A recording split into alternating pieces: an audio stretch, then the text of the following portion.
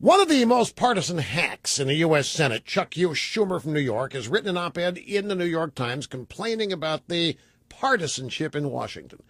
Now, according to Chuck the Senate has not been so polarized since Reconstruction. The House of Representatives hasn't been so partisan since 1900. He says the current Congress is among the least productive in our history.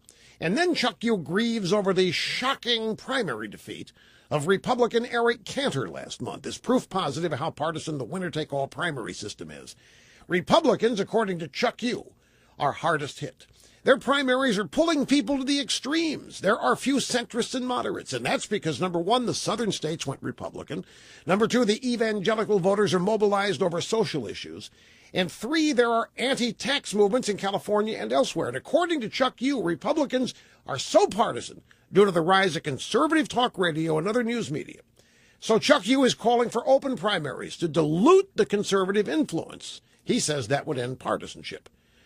But that's wrong. It would allow Democrat liberal extremists to rule without challenge. Those who have tied our economy in regulatory knots, the environmentalist wackos, the gender-bending sexual revolutionaries, the no borders amnesty crowd, the crony capitalists, the unions, the race industry, the welfare benefit complex, just to name a few, would run roughshod.